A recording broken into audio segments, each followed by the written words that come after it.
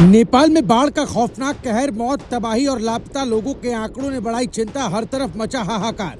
Nepal Tibet border से आई जल प्रलय ने मचाई ऐसी तबाही। पुल, पावर प्लांट से लेकर सड़कें तक पानी के सैलाब में हुई तबाह। सबसे बड़ा खतरा अभी टला नहीं है। जिस पानी के दबाव ने मचाई तबाही, उसके दोबारा कहर बरपाने का मंडरा रहा है खतरा।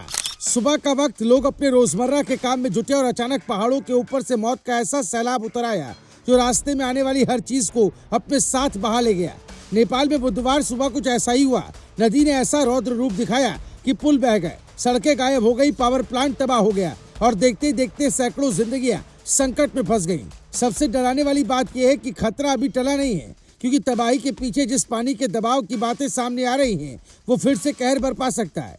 नेपाल तिब्बत बॉर्डर से आई इस तबाही ने पूरे नेपाल को हिला कर रख दिया। बुधवार सुबह करीब 9 बजे रसुआ जिले में अचानक भोटे कोशी नदी का जलस्तर और बहाव बेकाबू हो गया। तिब्बत की दिशा से आया पानी इतनी तेज रफ्तार से नीचे की तरफ बढ़ा कि टिमुरे, सियाफुरु बेसी और आसपास के कई इलाकों में अफरा तफरी मच गई। नेपाल पुलिस के मुताबिक अब तक करीब 100 लोगों की मौत की खबर है। वहीं नेपाल के पर्यटन विभाग के मुताबिक 1000 से ज्यादा लोग लापता बताए जा रहे हैं। इनमें 133 भारतीय नागरिक भी शामिल हैं, जो कैलाश मानसरोवर यात्रा की तरफ जा रहे थे।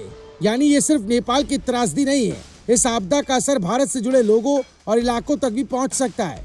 तबाही का अंदाजा इसी बात से लगाया जा सकता है कि 42 किलोमीटर लंबी सड़क बुरी तरह से क्षतिग्रस्त हो गई। रसुआ गढ़ी से तिब्बत सीमा तक संपर्क टूट गया। कई पुल पानी के तेज बहाव में बह गए। सियाफुरु बेसी से सीमा तक करीब 16 किलोमीटर सड़क को भी नुकसान पहुंचा। बाढ़ का पानी रसुआ से आगे नुआकोट और धादिंग तक पहुंचा और फिर चितवन की तरफ बढ़ने की चेतावनी दी गई। कई बस्तियों में घर, दुकानें और दूसरी संपत्तियां पानी के साथ बह गई। हालात इतने खराब है कि राहत और बचाव टीमों के सामने सबसे बड़ी चुनौती प्रभावित इलाकों तक पहुंचना है। लेकिन अब सवाल सबसे बड़ा है, आखिर बिना तेज बारिश के इतना भयानक सैलाब आया कैसे? शुरुआती वैज्ञानिक आकलन के मुताबिक लेहेंदे नदी में बर्फ और पत्थरों का बड़ा हिस्सा गिरा। इससे नदी का रास्ता रुक गया और पानी तेजी से जमा होने लगा।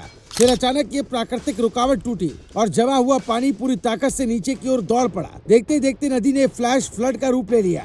ग्लेशियल झील के फटने यानी GLOF की आशंका की भी जांच की जा रही है। और इसी बीच एक और सवाल खड़ा हो गया है, क्या सुबह आया भूकंप भी इसी तबाही से जुड़ा है? बाढ़ आने से कुछ ही देर पहले सुबह करीब 8:37 पर 4.4 तीव्रता का भूकंप आया था। भूकंप और अचानक आई बाढ़ का समय लगभग आसपास का है, इसीलिए वैज्ञानिक और अधिकारी इस कनेक्शन की भी जांच कर रहे हैं। लेकिन सबसे खौफनाक चेतावनी अभी बाकी है। नेपाली अधिकारियों के मुताबिक जिस ग्लेशियल झील या जल स्रोत के आसपास पानी जमा होने की बात सामने आई, वहाँ करीब 7 मीटर ऊंचा पानी का बांध जैसा दबाव बना हुआ है। अगर ये प्राकृतिक बांध टूट गया तो नीचे के इलाकों में एक बार फिर अचानक पानी का तेज सैलाब पहुंच सकता है। यानी पहली तबाही के बाद अब दूसरी लहर का डर लोगों को सता रहा है। नेपाल की ये बाढ़ अब भारत के लिए भी चिंता की वजह बन गई है। खासतौर पर बिहार और यूपी के सीमावर्ती इलाकों में सतर्कता बढ़ाई जा रही है।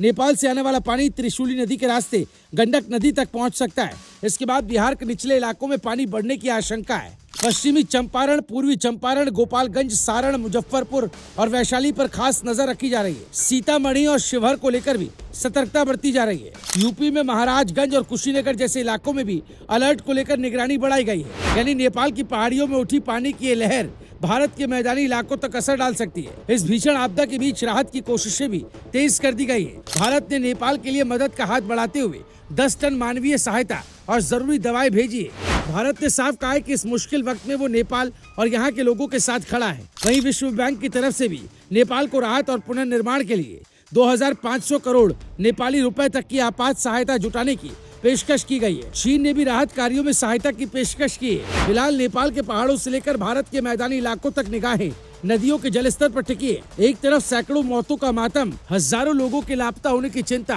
तो दूसरी तरफ सिर पर मंडरा रहा है खतरा। प्रकृति के इस कहर ने एक बार फिर बता दिया कि पहाड़ों में अचानक बदलता पानी कितना विनाशकारी हो सकता है। नेपाल में बहा पानी सिर्फ सड़कें और पुल नहीं बहा कर ले गया, इसने हजारों परिवारों की जिंदगी को हिलाकर रख दिया। अब सबसे बड़ा सवाल यही है कि अगली लहर आने से पहले प्रभावित लोगों को सुरक्षित निकाला जा सकेगा। Bureau report, रायशुमारी।